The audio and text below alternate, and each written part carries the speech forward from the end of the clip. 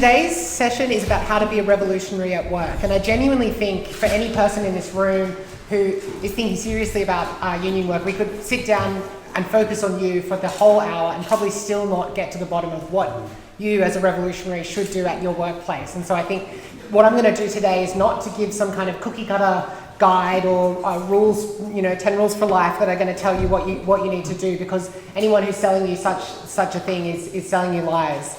Instead, I want to just give a sketch of our general philosophy as Marxists to how we go about approaching the question of union work, trade union work, and being a revolutionary at work, and some of the principles of how we approach it. So I'll start just by giving a bit of a theoretical overview of how we see class as operating under capitalism, and then share some of my own experiences with union politics that I hope can kind of address all of the different circumstances that I know will be in the room. There will be people at unorganised workplaces, organised workplaces, all different forms of experience. So there'll be lots of room for discussion, and I really encourage people to speak up then. So to start off with, a talk about just discussing class. I mean, Marxists do not see class as a set of different categories that we put the world into. We don't see it as accents or whether your parent went to university, where you're from, or anything like that. What we see it as a fundamental relationship that operates at the very, very centre of capitalism, and that is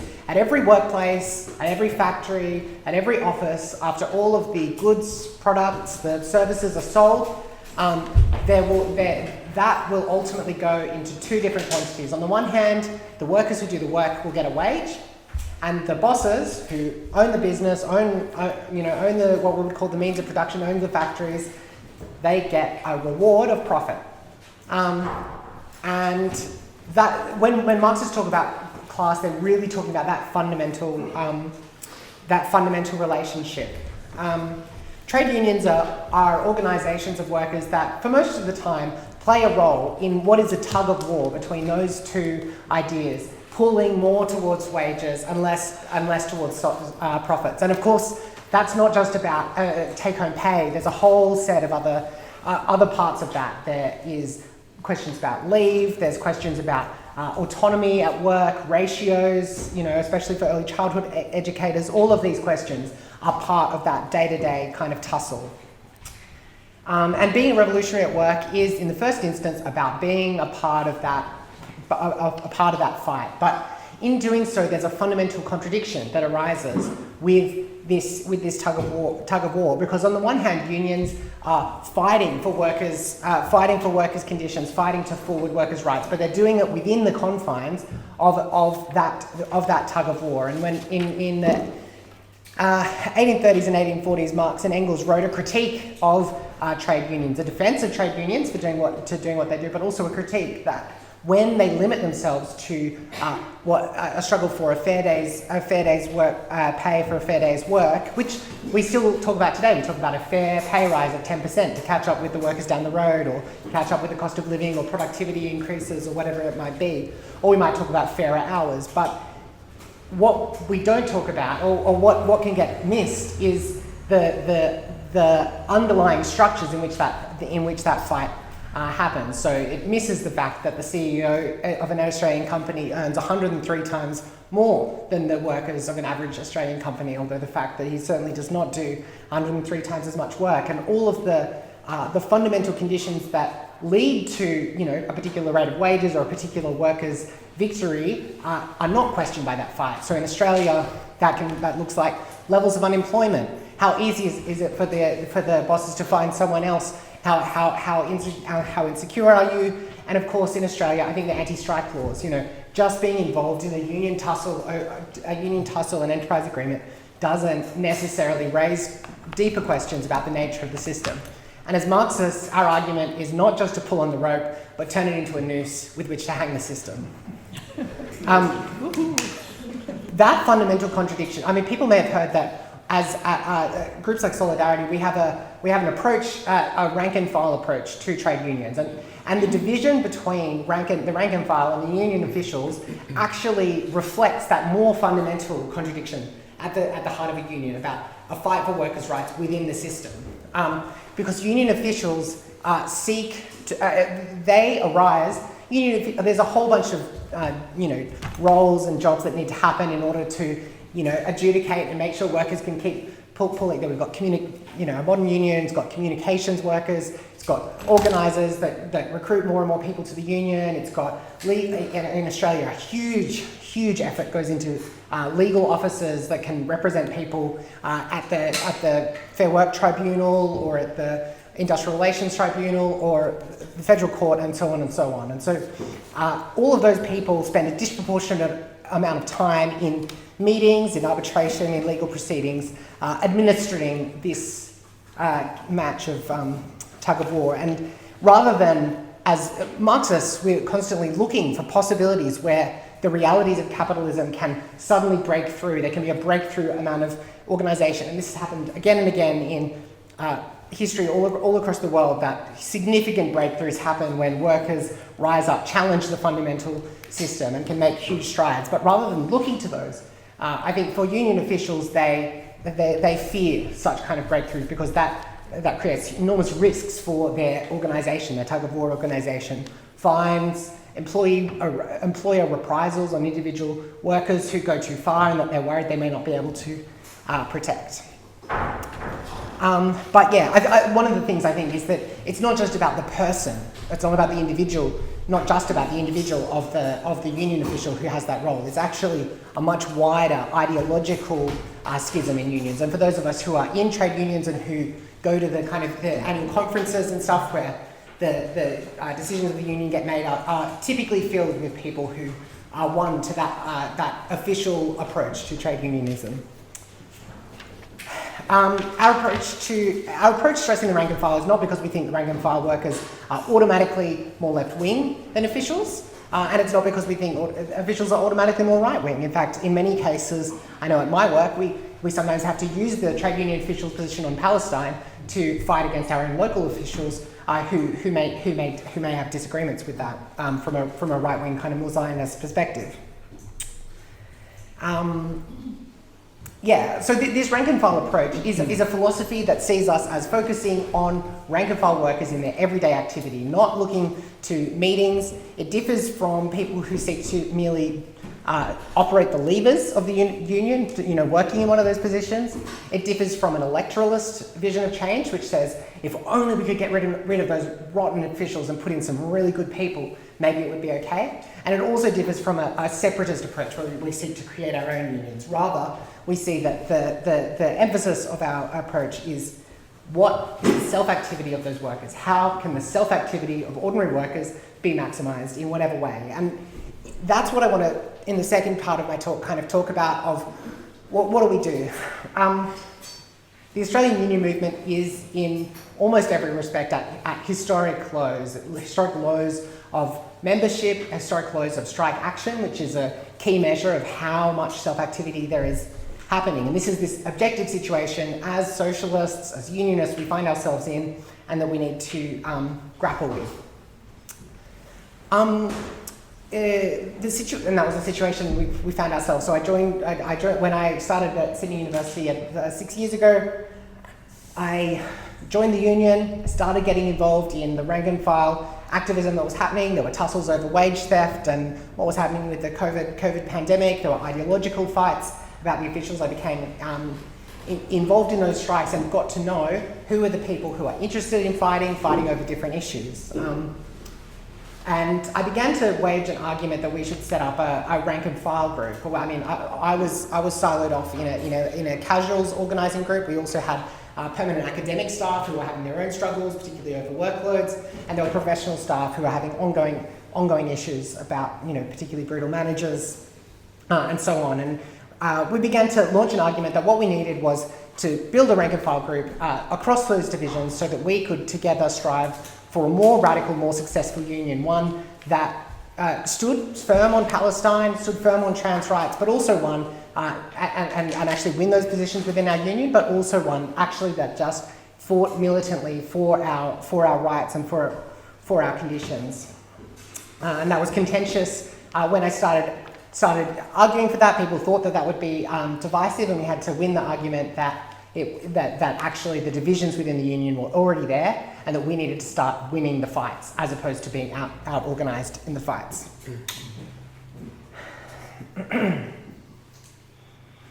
One of the things that I wanted to impart of this was the art and science of leadership in the union, because it's a science in the sense that we need people to have an analytical approach of what is objectively possible. I mean, with that view of encouraging self-activity, it can be dangerous or it can be dangerous to your credibility to go around and saying we need a wildcat strike tomorrow if that is completely not where the workplace is at. And likewise, it can be really damaging to the union in the long term if you go with a very conservative approach and say, oh, no, don't be pushing too hard, we need a petition. So you need to be actually analysing and assessing, but it also takes genuine creativity to be constantly listening and understanding what are the struggles, what are the issues that are coming up in the everyday at work that can kind of light the tinder fire for us to move forwards. And there's nothing easy or automatic about that. And I wanted to just share one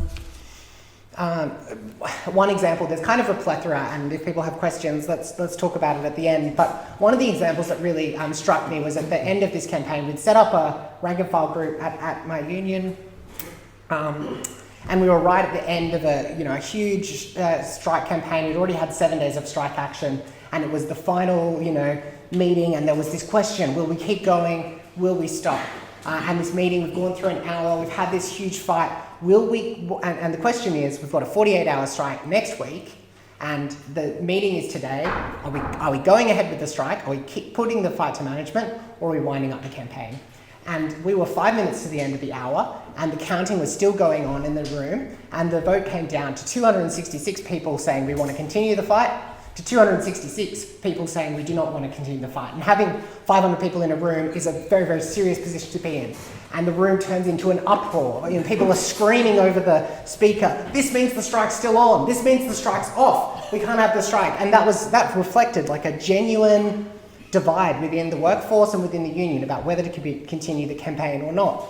And the example that I wanted to say is that it's not obvious. I mean, there's no formula you can use. The approach that we argued for, and that I think really won the day, was that we said that we had a 48-hour strike the next week, and it was split. So we would split the 48-hour strike. We would postpone the first strike and keep the old strike on the books, and then we would have a meeting after our next meeting with management, and we'd have a meeting on that day about whether or not to continue with the 48-hour strike.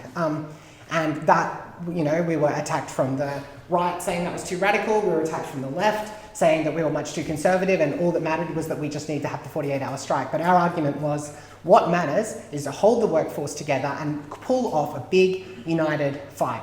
Between that and the meeting, we had constant fights. We were walking around talking to members. We distributed a pamphlet to everyone in the upcoming meeting, and we said this. We said, we know that a sizable number of members hope that by suspending strikes, we will encourage management to bargain constructively and produce a reasonable offer quickly. This is mistaken. Management are only interested in the negotiations if they are forced to. So we waged the polemic, we continued to fight, we continued to want to win a majority to serious action. And after management obviously had a taste of blood, a split union meeting is management's wet dream. They obviously gave us absolutely nothing at the next meeting because they know this is our time to strike.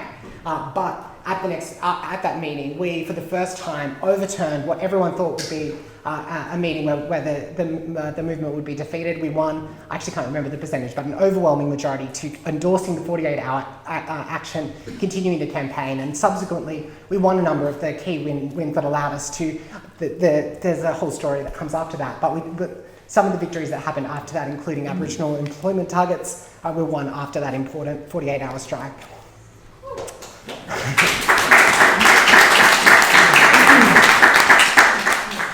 And the lesson to that, I think, I want to just go through 5 lessons that I think are probably applicable to most people. So first of all, is having an ear to the ground and listening more than you speak. That is one of the most important things of unionism, is that you don't know what other people want. You have to listen, you have to understand, and you have to creatively approach it. The second is never to cling to rigid rigid formulas. So it's incredibly contextual. I've heard people kind of dismiss, petitions, what'll that ever do? It's only strikes that'll, any rigid formula, throw it out the window. Sometimes a petition will be the perfect opportunity for you to go around your workplace and raise an issue and get a number of people. You're raising the politics. It could be the perfect pitch. In some workplaces I've been involved in, it's been too radical to push for a petition. Workers have been too scared and we've had to find other ways of collective action that do not involve putting your name in there. That happens too. And there are other times where pushing a petition is massively conservative and that there is much, much higher possibilities. And maybe you can push for a protest, maybe you can push for a boycott. Throw out the rigid formulas. Third, people are radicalised by all sorts of different things and never be predetermined about what that could be. And the example I wanted to give with this was in 2019, there was this huge mood of climate strikes from school students. It spread to the university campuses, and students were pulling off a serious climate strike at Sydney University campus. It was incredibly exciting. I'll start wrapping up, sorry. And in this context, I was talking to a colleague in IT, and I was like, this is great. We have the opportunity to pull off a climate strike. This is political. This is so significant. The university management had been forced under pressure to say, you can go to the climate strike, so let's go, let's push, let's win. And she said, are you crazy? Like, I just tried last year, in 2018, we have a strike for their own wages and conditions, and you think they're going to go out for climate? You're nuts. And fair enough, you know your workplace better than I do, like, da-da-da. I see her then next, of course she went ahead and tried it anyway. I saw her on the day of the climate strike. She was electric, because her entire workplace had a debate about it. They'd said, okay, we need one person to staff the IT, but the rest of us are going out on strike, and she just couldn't believe it. It was a total shock to her, but we don't know what things will radicalise people and what things are relevant to your workplace. So yeah, never do that. And on that note, never write someone off. That's my fourth kind of rule. Never write someone off. I had an issue with in that same spirit of wearing your politics on your sleeve, I always had a refugee bag. And this woman who worked beside me would always have a go at me every time I wore it. She'd say, refugees aren't welcome in my house. And we'd have this fight, and we'd have this fight, and we'd have this fight. But over time, I started talking to her about the issues with our very, very progressive Greens candidate boss. And she was one of the few people who actually had solidarity and said, don't worry about her, she has no idea what she's doing.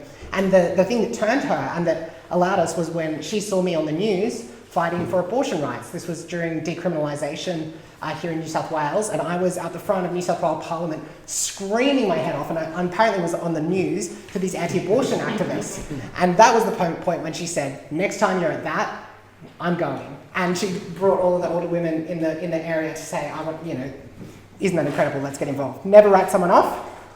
And the fifth and the final, and maybe the most important lesson, is the locus of the union and the locus of your activity should always be the shop floor, the everyday talking to people. A lot of people, I think, it's tempting to think that the meetings, like this one in your union are really important. You make really impressive speeches, and maybe you go to the conference and you win a really important motion or something like this. That's not where radical unionism ever occurs. It's necessary to engage in the fights in the meetings. It's necessary to engage in the fights with the union officials, but that's not the core of unionism. The core of unionism, whether you're in a hyper-militant site or a site where no one's organised, is going around talking to people about their issues, what they want to do, what they want to change. I'll just conclude, my conclusion is this.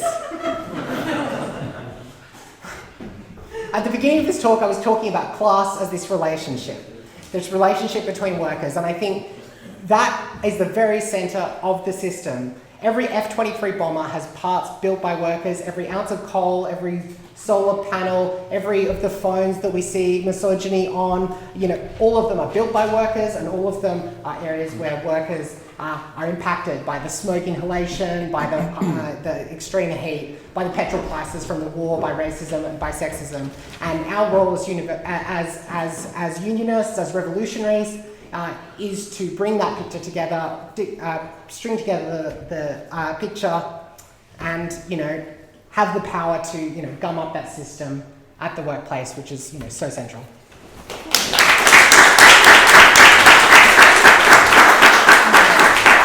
Thank you so much for such a clear explanation of how you've been working at Sydney Uni. Our next speaker is Matt Maher. He's a teacher. He's in the Federation, Teachers Union Federation of New South Wales, and a member of Teachers and School Staff of Palestine. So he's a member of Solidarity as well. Thanks, Judy. I've been a high school teacher for about 12 years now, and teaching English at TAFE 7 years now. So I'm going to try and talk about 7 years in 7 minutes. The first thing you need as a revolutionary at work is an active union branch. So when I arrived at the TAFE I teach at, there was no active branch. You've got to make that happen. You've got to work hard, meet people, talk to people, as Sophie says, and get around, sniff out the other lefties and unionists and activists. And I had a lefty mate that actually invited me up to this position to begin with, so it was a little easier for me at the beginning. But we found others. You know, there are other people there. There are older unionists that kind of fallen out of love with workplace organising. So we called a meeting. We elected our union reps, Fed rep, women's contact, part-time casual contact, the branch president. It's a good opportunity to draw those around. For us, it was a good opportunity to draw those around us into outward-facing responsibility and taking and participating in the branch. We talked about the importance of the women's contact role, you know, in terms of fighting sexism and fighting sexual harassment at work. At work was, you know, union business. One of the first things we did was very basic. We established that Federation, I think, long ago established the right for notice boards to be something that we had that was a right in workplaces, and we didn't have that even at our workplace. So we bought some and we got the school to put them up. One of the things we posted who had been elected and some union info. At that time, teachers at our college were on 12-month contracts, or they were employed as part-time casuals, which was a classification where teachers would enjoy the precarity of casual work, but be expected to take on the responsibilities of a permanent teacher. So these were serious issues, especially for teachers with families or long-term financial responsibilities. We drew up motions immediately for a branch to vote on, calling for permanent positions at our college, and the college had been there for 3 decades, and our numbers were increasing. As we did this, we began to read the enterprise agreement. Right, this is something I'd also highly recommend doing in the workplace as a revolutionary, and we noticed that actually our school wasn't abiding by its own agreement. In terms of the contracts, so they actually stipulated that we could have contracts up to 3 years. So we, of course, added this to our motions that in the meantime, all temporary contracts should be extended from 12 months to 3 years. So these motions were voted on and passed almost unanimously. We had the one rat, the deputy principal, who would attend these meetings mainly just to kind of get information, see what we're up to. But apart from him, voted unanimously in support of these motions. This filtered down to management, of course, and actually within just doing that actually allowed for saw immediate and almost immediate as the next contracts expired, the following contracts were extended to 3 years, and we continued to agitate. And all we'd done was read the enterprise agreement, right? And that was enough pressure, and passed those motions, got people together, passed those motions, and that was enough pressure to make that happen. And we continued to agitate around this sort of thing, around actually acquiring permanent positions in this school within TAFE. And within a few years, permanent positions were made available to staff, and at the present day, most teachers at Bradfield have permanent positions. I want to share a couple other little stories. So we run this project at school. It's this very disorganised and taxing project for our Year 11 students in Term 1 and 2. And for teachers, it's raised serious concerns with, as teachers, we have raised serious concerns about how it's run, the toll it takes on teaching and learning, the longer days. Bradford actually runs to 5:30 classes. We squeeze a full week into 4 days in order to allow time for this project to happen for all Year 11 students on a Friday. The burnout that comes about because of that, and the highly dubious allocation of funding to this project to consultants and pretty brochures, which seem to feature more than basic learning support, right? And after years of ignoring, of being ignored and having raised these arguments sort of in meetings, these concerns in meetings, one thing that we've initiated recently is a petition where we've taken on and cohered the concerns of our teacher colleagues and others, and done a lot of listening and talking to different, to all the teachers around this issue.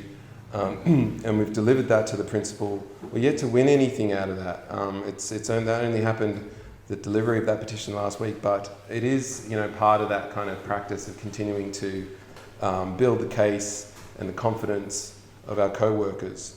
Even the simple act, I think, of getting and gathering and articulating the concerns of our co-workers helps. It's not everyone signed it, but we got around to most people. So almost all teachers were actually engaged on this question. And at the very least, it shows we care. Now, little hot tip as well. Management can't stand any of this, right?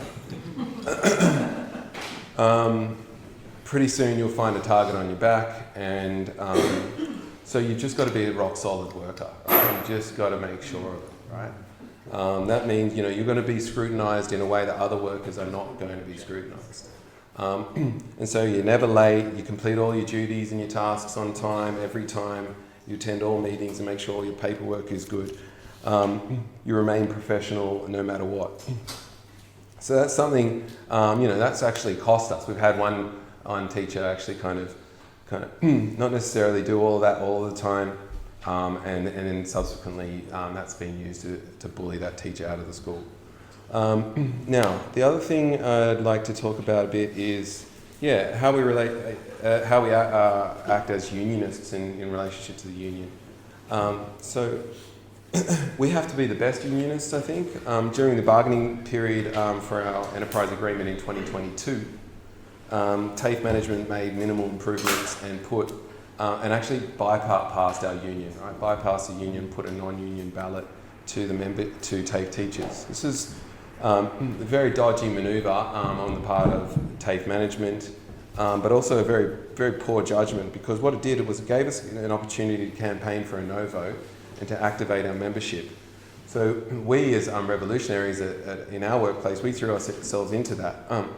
So we campaigned across St Leonard's TAFE, where we're based, as well as Ultimo TAFE, leafleting, postering and talking with TAFE teachers in their workplaces about why we should reject the deal on offer. Do you know about the non-union ballot? What do you think? Here's some info on why you should vote no. Can you take these leaflets to other people? Can you get them around? Where are the union notice boards? And we're going into, it was a great experience actually going to Ultimo and just walking into different kind of colleges and walking into different parts of our own TAFE and just learning about different aspects of and different concerns that different teachers had. This was very successful. The deal got voted down with a 73% majority, and it was a good experience for us. We met other radicals and lefties in different colleges. We even met, where am I at on this, Judy? You're 8:43. 8:43. You're doing well. Okay, Not I'll even try. 10 minutes. Okay. We met plumbing teachers that were teaching 2 classes at the same time because TAFE couldn't find any plumbing teachers because teaching conditions had deteriorated to such an extent where good experienced plumbers had left teaching and just gone back on the tools because it was easier and better paid work. That wasn't always the case. We also, came across and discovered other sections like the automotive and carpentry sections at our TAFE that had been defunded to the point where they were no longer operational. So following this impasse, our union put industrial action to the membership. So we, of course, as revolutionaries in our workplace, back that 100%. A few of us in our own workplace, we made sure everyone was on board with that and understood why we needed to support a whole range of industrial action to force a better deal. And a few of us also went down to Federation headquarters in Central, participated in a phone bank to call the entire TAFE membership to win support for taking that action. And it was a great success with 97% of members supporting a range of actions, you know, from bans on entering administrative information and tasks, marks as well, to displaying union material at work, wearing union material, to attaching union material to our emails, as well as stoppages and strikes, full day strikes. Off the back of that, at our TAFE, we led a 2-hour stoppage, which was very successful. We recruited to the union in the process, and we thanks. And you know, it showed us what it did was it showed us what we could, what the union could do in terms of building support for action when it wanted to. Cut a long story short. We had an opportunity to link up TAFE teachers with school teachers and actually join, TAFE teachers and Catholic school teachers, an opportunity to join the school Department of Education school teachers for a joint strike action. And unfortunately our union leadership accepted a deal for department schools with Labor that, while it was much better than what we'd seen in a long time, left a lot more on the table, and it did not include TAFE teachers. And so the sudden winding down of that industrial campaign in TAFE pissed a lot of teachers off. And while we had recruited to the union in the period leading up to it, we lost a lot of members when nothing came of it. While this was demoralising, I think part of the role of our role as revolutionaries in our workplace was, in those circumstances, was to make sense of the demoralisation, right? So we had to firstly explain the inherently conservative and conservatising characteristics of the union bureaucracy. Sophie covered that, so I won't spend any more time other than to say that, you know, that there's this pressure from within unions to, you know, do a deal within capitalism rather than to confront the system that might jeopardise their position as it stands. The second thing for us was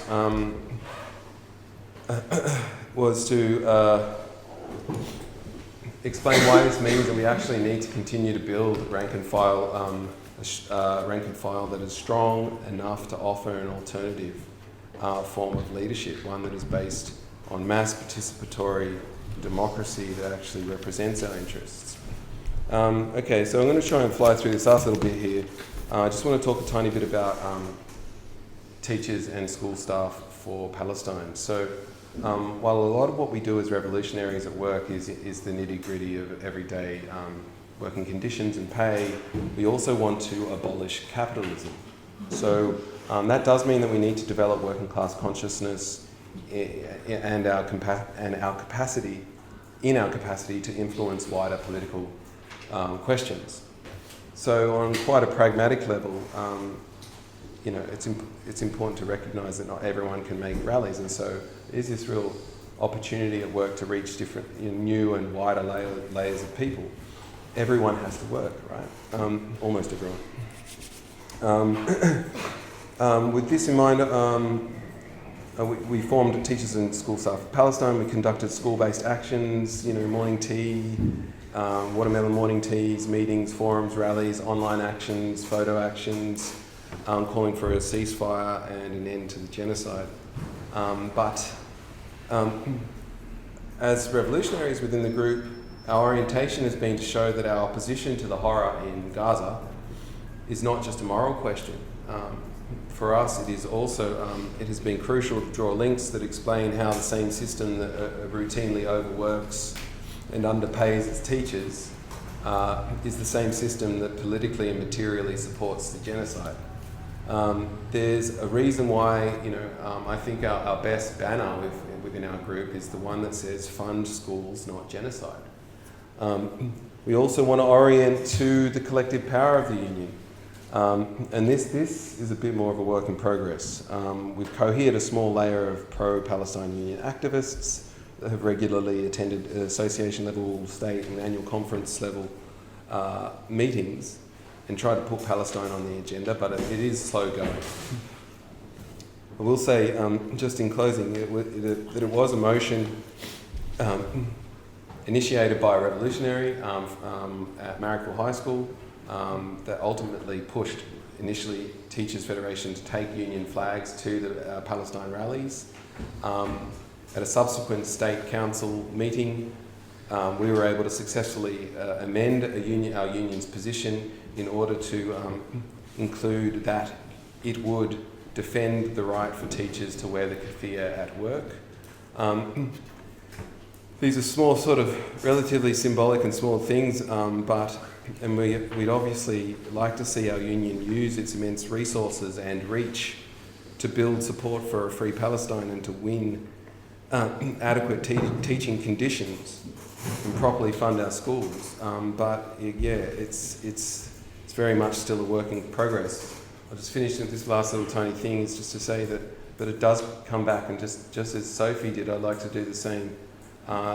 Does come back to and start at the local level.